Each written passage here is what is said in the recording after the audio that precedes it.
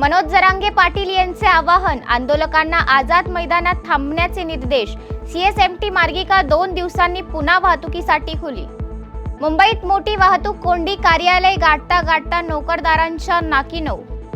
मराठा आरक्षणाबाबत सरकारचा मसुदा तयार, लवकरच निर्णय। रायगडमध्ये रिक्षाला अपघात, ब्रेक फेल झाल्याने दिशादर्शकाला धडक, 3 ठार। हायकोर्टाने मराठा आंदोलकांना खडसावले, आज दुपारपर्यंत रस्ते मोकळे करण्याचे आदेश। मराठा समाजाचा निर्धार, जळगावमधून 4000 कार्यकर्ते मुंबईत धडकणार। नागपूरमध्ये उद्यापासून इशारा, आंदोलन, ओबीसी आरक्षणावर गदा येऊ नये यासाठी संघटनांचा ठराव।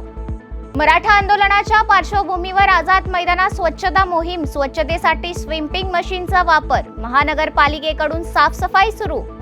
भारताचा सामना करण्यापूर्वी ऑस्ट्रेलियाला धक्का, विराट कोहली, रोहित शर्मा यांना दिलासा।